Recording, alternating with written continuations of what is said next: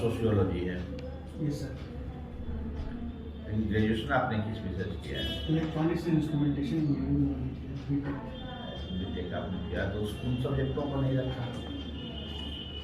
Sir sociology मैंने इसलिए रखा क्योंकि मुझे सोशियोलॉजी में तो पहली बार मुझे इंटरेस्ट था काफ़ी पढ़ने में, और एडमिनिस्ट्रेशन में समाज में काम करते हैं और समाज के बारे में पढ़ के अगर एडमिनिस्ट्रेशन में काम करेंगे तो ज़्यादा फ़ायदा होगा। और फिर सर इसका ओवरलैप भी है जीएस का पेपर के साथ, एससी का पेपर के साथ, तो काफ़ी एडवांटेज मिलता है सर।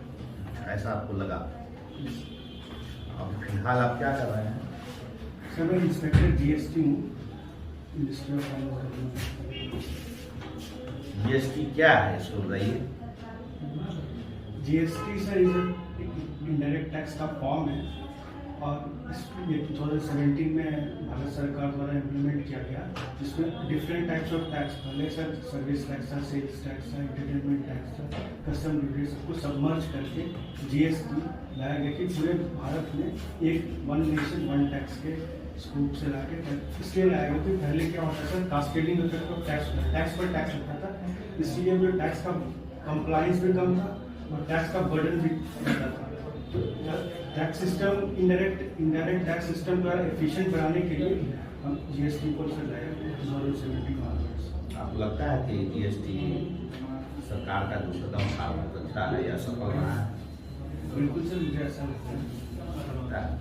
कारण बताइए sir. First of all sir, इसे हमारा जीएसटी का कलेक्शन देखिए सर, अभी जीएसटी को आए हुए तो 3 साल हुआ है, और अभी हम लेटेस्ट डेटा देखें दिसंबर 2020 का, तो उसमें GST collection all time high है, 1.15 लाख करोड़ कंपेयर टू 2019। बीच में सर वो कोरोना वायरस के कारण इकोनॉमिक स्लोडाउन हो रहा था, उस बीच में टेक्निकल रिसेशन में इकोनॉमी चल गई थी, लेकिन अगर हम 4 मंथ का देखें सितंबर ऑनवर्ड्स रिकवरी प्रोसेस अच्छा है। और फिर ये सिंप्लीफाइड काफ़ी ज़्यादा सिंप्लीफाइड है, तो और काफ़ी कंट्रीज में देखा गया है कि जीएसटी लाने के बाद टैक्स कलेक्शन बढ़ा और टैक्स कंप्लायंस बढ़ा है। और क्योंकि ये जीडीपी क्यों गिरा है? जीडीपी सर गिरने का सर अलग अलग कारण है। जीडीपी का जो कॉन्ट्रैक्शन, जीडीपी गिरा नहीं सर, जीडीपी का ग्रोथ रेट में कॉन्ट्रैक्शन आया है सर। जैसे सर -7.5 जो आरबीआई का प्रोजेक्शन है, ये ड्यू टू पैंडेमिक और फिर जो import India generally import dependent है, एक्सपोर्ट भी हम लोग कर नहीं पा रहे हैं, डेफिसिट है, उस कारण। अब मेरी सर अभी हाल फिलहाल के समय में सर पैंडेमिक रिस्पॉन्सिबल। ऐसा मानते हैं कि भारत पुनः जो है जीडीपी ग्रोथ को रिकवर कर लेगा? हॉबी में आपने क्या चेस खेलना लिखा है? कभी कोई सफलता प्राप्त की है आपने नेशनल लेवल पे या कहीं स्टेट लेवल पे? मुझे ये सब लेजर टाइम के लिए और जस्ट फॉर इंटरटेनमेंट।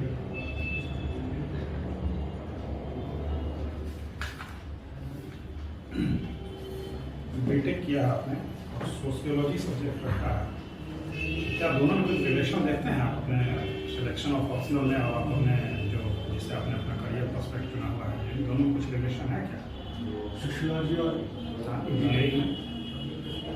हाँ सर, सोशियोलॉजी तो डाइवर्सिफाइड सब्जेक्ट है, तो टेक्नोलॉजी जहाँ पर आएगा वहाँ पर भी सोशियोलॉजी अपना रोल प्ले करता है। फॉर एग्जाम्पल से अगर हम वुमेन एम्पावरमेंट को समझते हैं, तो वुमेन जैसे डिश वॉशर का होना, वॉशिंग मशीन को होना, तो वुमेन को कहीं ना कहीं वो फ्री कर देता है। टेक्नोलॉजी भी जैसे जैसे एडवांस हो जाए, अभी के समय हम देखें जब लोग वर्क फ्रॉम होम भी कर लेते हैं, खासकर IT सेक्टर में।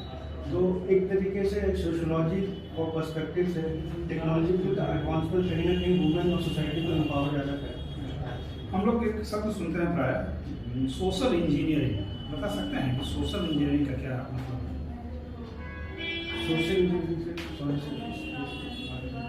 सोशल इंजीनियरिंग सामाजिक अभियांत्रिकी बोलते हैं, कुछ इसके 2 सेंस हैं, एक तो लोगों का सामाजिक स्तर पर समझना और दूसरा एक डाटा थेफ्ट के मामले में भी है इसका इशू, जो इंटरनेट में डाटा वगैरह होते हैं उसकी भी चोरी से रिलेटेड ये कंसेप्ट है, कुछ ऐसा सिक्योरिटी से रिलेटेड कंसेप्ट है। सुना है कभी आपने सोशल इंजीनियरिंग?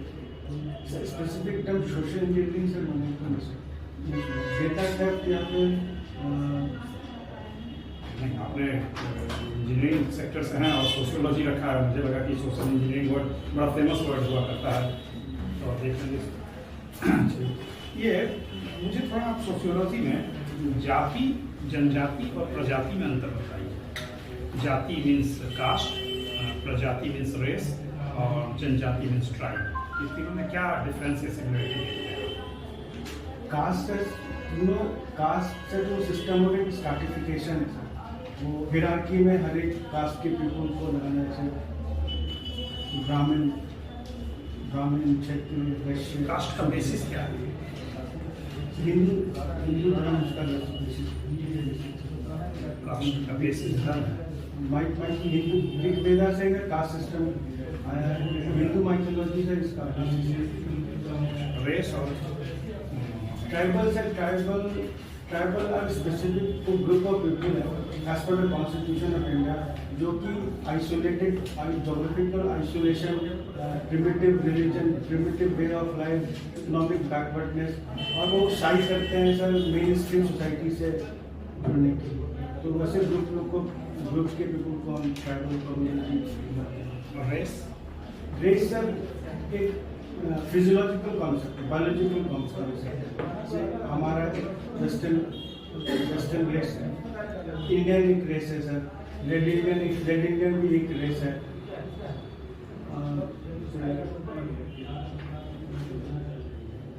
रेस सर इसका बायोलॉजिकल और फिजियोलॉजिकल बेसिस पर अलग अलग रेस को डिफाइन करते हैं। तीनों में कुछ लिंक भी है, जाति, जनजाति और प्रजाति में। देश में ना मंगोलियाइड ये सब आएगा। मंगोलियाइड, प्रोटोस्टेरॉइड, कॉकेशॉइड। अच्छा चलिए कोई बात नहीं। एक हम लोग सोशियोलॉजी में आजकल हम लोग बहुत सुनते हैं कि कोर्ट बहुत सारे डायरेक्टिव्स दे रहे हैं, जैसे कि एक डायरेक्टिव जो है वो लिविंग रिलेशनशिप ये सब के बारे में भी है। क्या कारण है कि कोर्ट ने इस तरह से लिबरलाइज किया है? जैसे मैरिज हमारे यहाँ एक डिसिप्लिन है, एक रिचुअल है, तो फिर कोर्ट ने लीगल रिलेशनशिप को भी मान्यता दे दी है, क्यों बता सकते हैं? सर इससे हम अपने कॉन्स्टिट्यूशन के संदर्भ को समझ सकते हैं। तो हमारा आर्टिकल 21 में वो राइट टू लाइफ, और राइट टू लाइफ का राइट टू चॉइस भी आता है। हम अपना पार्टनर चूज कर सकते हैं, हमें कैसे अपना लाइफ जीवन व्यतीत करना है, वो हमें कॉन्स्टिट्यूशन अधिकार देता है। उसके अकॉर्डिंगली ये लीगल रिलेशनशिप या फिर आर्टिकल। क्या आप लीगल रिलेशनशिप का फेवर करते हैं? और समाज के किस तरह के समाज में लीगल रिलेशनशिप देखा जाता है? इसको पार्टनरशिप के रूप में नहीं देखा जाना चाहिए। आप अगर पार्टनरशिप चूज करना, लिविंग स्टाइल वो हुआ, लाइफ स्टाइल वो मतलब पार्टनरशिप नहीं जुड़ना। क्या लीगल रिलेशनशिप का फेवर में है? कहीं से आपको अनैतिक नहीं दिखता?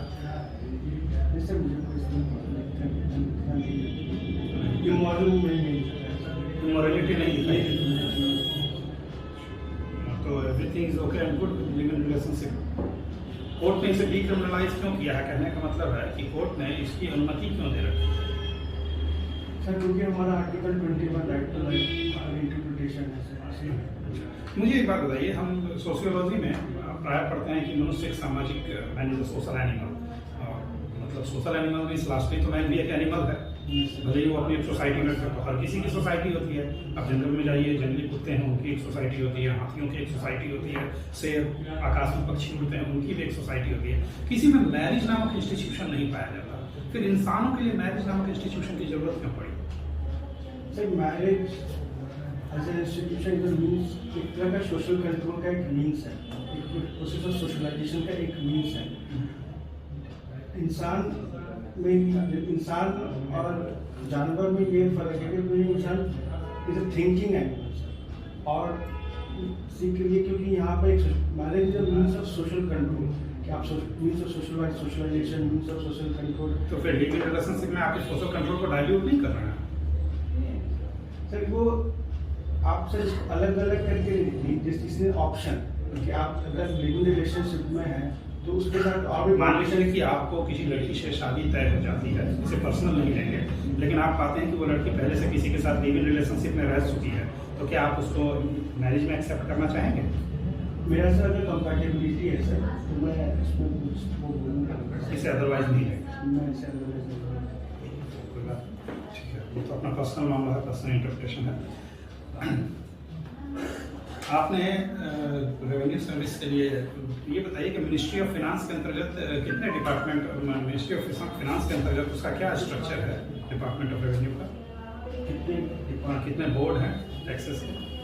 Central board of direct tax और इनकम टैक्स हम कहते हैं, central board of indirect tax, controller general of account, और दूसरा बोर्ड है कोई? आपका जो वर्क है वो किस बोर्ड के अंतर्गत आता है? Central board of indirect tax, indirect. CBIT। ठीक है, डायरेक्ट टैक्स और इनडायरेक्ट टैक्स में क्या डिफरेंस है? डायरेक्ट टैक्स में सर, डायरेक्ट टैक्स जो incidence of tax and tax collection falls on the same person, it is a direct tax. और indirect tax में तो both incidence of tax collection and the tax to be falls on the two different person. एक बात बताइए, हम लोग प्राय international news में सुनते हैं टैक्स हेवंस के बारे में। ये टैक्स हेवंस क्या होता है? Tax haven sir Cayman island है, मॉरिशस है, वहाँ पर टैक्स रेट या फिर निर्णय यहाँ पर इंडिया के पर्सपेक्टिव में काफ़ी कम है।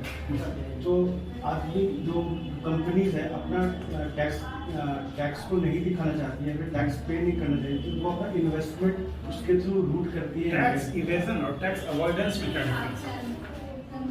टैक्स और इसके लिए इंडिया ने कौन सा एक्ट या कानून या बनाया हुआ है?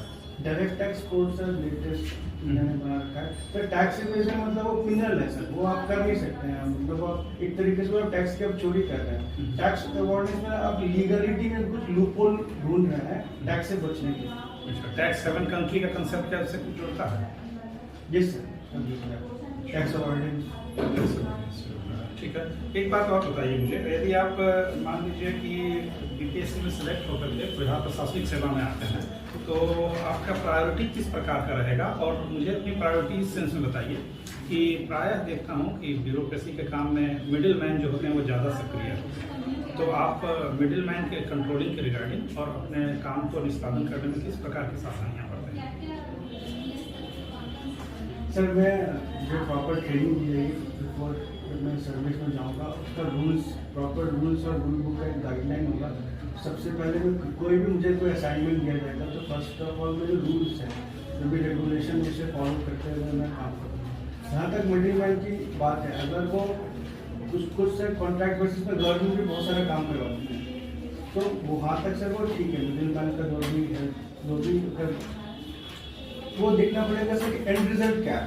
मिडिल मैन अगर हमारा एफिशिएंसी को इम्प्रूव करने में, कोई भी काम की एफिशिएंसी करने में कहीं मदद है। मिडिल मैन सिर्फ एनजीओ में एक मिडिल मैन हो सकता है ब्यूरोक्रेसी और टोटल आउटपुट देने में। वो हमारे एफिशिएंसी और टोटल प्रोडक्टिविटी में अगर वो मदद करता है तो जरूर हम उससे कंसल्ट करेंगे, हेल्प करेंगे। लेकिन sir first of all guidelines follow करेंगे। गाइडलाइंस अगर हम अनुमति होता है आप वॉलंटरी भी कुछ कर सकते हैं, मुझे ऐसा ज़्यादा बेहतर तो मैं जरूर उनका हेल्प करेंगे। एआई के बारे में बता सकते हैं?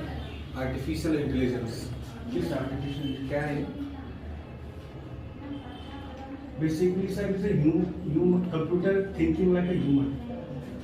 आर्टिफिशियल इंटेलिजेंस सर इसका सर डाइवर्सिफाइड फील्ड है। जैसे सर आज ही मैं पेपर देख रहा था, उसमें डीप फेक का एक कॉन्सेप्ट है। डीप फेक में जैसे अभी जो कैपिटल यूएस में जो भी वॉयलेंस हुआ 6 जनवरी को, उसमें भी एआई का ना मिस इंटरप्रिटेशन किया, मतलब नेगेटिव साइड ऑफ एआई हम देख सकते हैं। सर डीप फेक का टेक्नोलॉजी यूज़ करके इसमें दूसरे का चेहरा, दूसरे का वॉइस यूज़ करके आदमी सोशल मीडिया पे रहता है, तो वहाँ पर एक आर्टिफिशियल इंटेलिजेंस का यूज होता है। बाकी सर आर्टिफिशियल इंटेलिजेंस जैसे हम ब्लॉकचेन टेक्नोलॉजी में देखें, या फिर एग्रीकल्चर में देखें सर, या फिर हम एजुकेशन फील्ड में देखें, वहाँ पर आर्टिफिशियल इंटेलिजेंस काफ़ी यूज करते हैं। भारत में आर्टिफिशियल इंटेलिजेंस का जन्म किससे बनाया जाता है? आर्टिफिशियल इंटेलिजेंस, जिसको हिंदी में कृत्रिम बुद्धिमत्ता हम लोग कहते हैं, इसके संदर्भ में एक 5th जनरेशन कंसेप्ट है। बता सकते हैं कहाँ पे स्टार्ट हुआ, क्या है?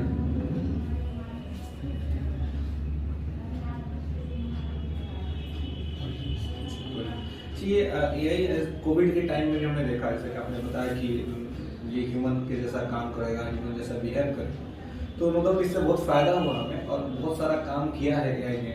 जहाँ की हम साइड इफेक्ट हो सकते थे एज ए ह्यूमन, लेकिन वहाँ पे मशीन के माध्यम से हमने सारे उपचार किए, उसको किया, ठीक है। और बहुत जगह तो आप देखते हैं कि होटल्स में भी ये एआई के माध्यम से रोबोट्स का भी यूज हो रहा है, चीज़ों को किया जा रहा है, जिससे कि एक वहाँ जाने वाले लोगों के लिए एंटरटेनमेंट का साधन भी बन रहा है। तो लोग बैंकिंग सिस्टम से हम देख सकते हैं काफी। हाँ, मतलब मैक्सिमम जगह इसका यूटिलाइजेशन हो रहा है। तो पॉइंट ये है कि इसके वजह से आपको नहीं लगता है कि अनएम्प्लॉयमेंट होगा, एक बेरोजगारी शुरू हो जाएगी इसके यूज से। तो एक तो ऐसे ही हम अनएम्प्लॉयमेंट से जूझ रहे हैं, और एक एआई आ गया है, मतलब तकनीकी विकास है, लेकिन फिर भी इसका ये एंगल तो हमें देखना ही पड़ेगा। सर ऐसा नहीं, ऐसे तो सर ऐसा अगर हम सोचे कि अनएम्प्लॉयमेंट है तो फिर तो हमें कंप्यूटर पे अडेप्ट नहीं करना चाहिए था। हमने तो कंप्यूटर पे अडेप्ट किया, और उसके बाद से क्या हुआ, सॉफ्टवेयर जो इंडस्ट्री है हमारी आईटी इंडस्ट्री, उसमें बूम है, नए जॉब अपॉर्चुनिटी के लिए। तो आज मैक्सिमम लोग आईटी फील्ड में, जो भी इंजीनियरिंग मैक्सिमम लोग उसमें से आईटी फील्ड में समझते हैं। तो इसी तरह एआई सर जो है वो भी नेशन स्टेज में है, आगे से इसका स्कोप और डाइवर्सिफाइड होगा, नए तरीके के जॉब आ सकते हैं आगे, क्योंकि और हमें मैन पावर चाहिए, उन पर काम, सिस्टम पर काम करना। और सर हम ये भी देख सकते हैं एआई का यूटिलाइज करके हम रिसोर्सेज को भी तो काफ़ी बचा रहे हैं सर, रिसोर्सेज को डाइवर्सिफाई कर सकते हैं नया जॉब क्रिएट करने के लिए। तो सर वो जॉब अनएम्प्लॉयमेंट का सर मुझे नहीं लगता है कि ऐसा कोई फर्क आएगा। चलिए ठीक है, तो अनएम्प्लॉयमेंट का कोई इशू आप नहीं मानते हैं, लेकिन क्या आप ये भी इशू नहीं मानते हैं कि डेटा को लेकर के इंडिया में जो अवेयरनेस होना चाहिए डेटा प्रोटेक्शन को लेकर के, वो उस लेवल पे है नहीं फिलहाल, और यहाँ पे एआई में वो एक प्रॉब्लम्स आ रही डेटा के संरक्षण को लेकर के। अभी तो आप व्हाट्सएप को भी देख रहे हैं कि किस बात चीज़ें हो रही हैं, तो ये डेटा प्रोटेक्शन को लेकर के इंडिया कुछ कर रहा है। सर ऐसे आपने जैसे व्हाट्सएप का बात किया कि वो सिक्योरिटी कॉन्ट्रीब्यूशन के व्हाट्सएप अपना डेटा फेसबुक पर दे दें। सर हमारे यहाँ कोई कानून नहीं है सर, फर्स्ट ऑफ ऑल। जैसे यूरोप में देखिए GDPR कानून है कि व्हाट्सएप जो इंडिया में है वो अभी यूरोप में वो चीज़ है नहीं, जो वो है नहीं, क्योंकि वहाँ पर GDPR है। तो अभी हमारे कमेटी सर इस पर काम कर रही है, और गवर्नमेंट का भी नियत फ्यूचर में कि हम इंडियन गवर्नमेंट की एक डेटा प्रोटेक्शन लॉ ला पाएगी, ताकि सिटीजन का जो राइट्स है, प्राइवेसी, राइट टू प्राइवेसी है, वो मेंटेन है। और जब टेक्नोलॉजी जब नहीं आती है तो उसके साथ चैलेंजेस भी आता है, जैसे कि हमारे पास सिक्योरिटी या फिर डेटा लीक का एक चैलेंज है, तो हम इसे भी ओवरकम कर लेंगे। फिर इस पर कोई कमेटी है डेटा प्रोटेक्शन को लेकर के, इंडिया में कमेटी बनी है, कुछ रिकमेंडेशंस को बता सकते हैं?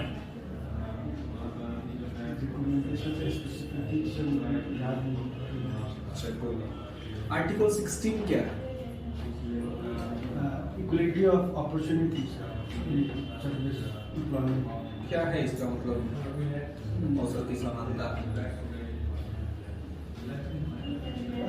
कोई भी रिक्रूटमेंट प्रोसेस में there should not be any kind of a discrimination on basis of caste, religion, race, gender. Equality of other opportunity is मतलब राइट टू इक्वलिटी के अंदर सर ये आता है, किसी भी नौकरी के सभी लोग एक तरीके से हकदार हैं।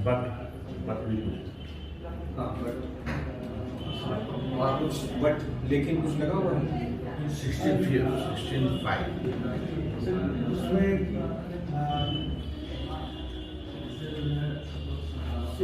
जो सोशली इकोनॉमिक बैकवर्ड लोग हैं उनके लिए फेवर पॉजिटिव डिस्क्रिमिनेशन वहाँ पर उनको दिया जाए। अभी कुछ और ऐड हो गया है वहाँ पे? Economic criteria. अच्छा, ये जो चीज़ है एजुकेशनल बैकवर्डनेस, सोशल बैकवर्डनेस, अब आ गया इकोनॉमिकल बैकवर्डनेस, एक जगह पे आर्टिकल 14 है जो हमें बराबरी का अधिकार देता है, दूसरी जगह पे वहाँ कहता है कि socially, educationally and economically backwardness base पे हम आपको अलग सुविधा देंगे। तो आपको लगता है कि जो समान लोग हैं उनके साथ एक प्रकार की असमानता हो जाती है? ऐसा नहीं, समान लोग सर एक्सप्लेन करने का मौका है। हाँ, रेस का लाइन तो सर वो रेस में वो जो पीछे वो रेस में काफी पीछे है, और समान लोग वो रेस में काफी आगे हैं, बस जो असमान है उनको समान के सामने हमें आके खड़ा करना है, तो वहाँ पर दोनों इक्वलिटी हो जाएंगे ना सर। लेकिन कभी कभी इसमें आप देख सकते कि क्या है कि एक क्रीमी लेयर का एक कंसेप्ट है, क्या है क्रीमी लेयर?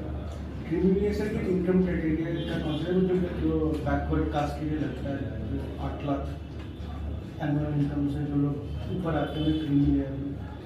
अभी इसी से जुड़ा हुआ एक मुद्दा है। अभी आईएएस का रिजल्ट जो 2019 का जो रिजल्ट था उसमें कुछ रिजल्ट्स पेंडिंग रखे गए थे, जो वेटिंग लिस्ट में था, और वो रिजल्ट अभी रिलीज हुआ है। उसमें हमारे जो वर्तमान के लोकसभा अध्यक्ष हैं ओम बिरला साहब की एक बेटी लड़की उनका रिजल्ट हुआ और उसको लेकर के बहुत विवाद है कि भाई उनको जिस कैटेगरी के साथ रिजल्ट हुआ है वो उस कैटेगरी में कैसे आए, क्योंकि वो तो बहुत सक्षम परिवार से आते हैं, बहुत ही तो जो भी लेयर्स है उससे तो बहुत ऊपर है।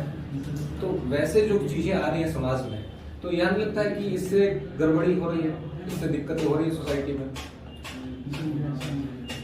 आपको इससे भी नहीं लगता है?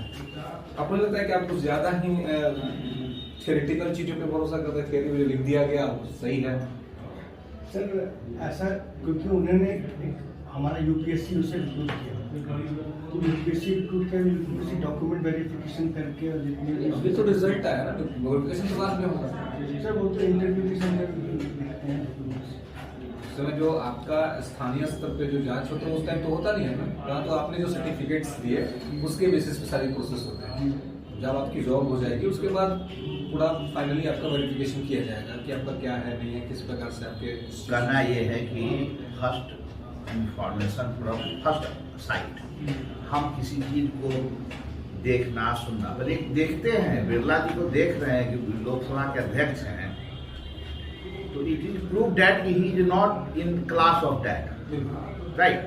तो ये एक चीज है जो हम देखते हैं। कहने का अर्थ इनका यही है कि जो दिखाई पड़ रहा है, जो साइट में है, वो डॉक्यूमेंट में क्या है, इट इज अदरवाइज। डॉक्यूमेंट क्या है, don't know, we don't know, but लेकिन आई साइट पे तो क्लियर है कि ये गलत है। सर हो सकता है वो गलत हो या सही हो, पर मैं तो फर्स्ट हैंड इंफॉर्मेशन उनके बारे में लिया तो मैं उनके ऊपर कैसे कमेंट कर सकता हूँ? ओके।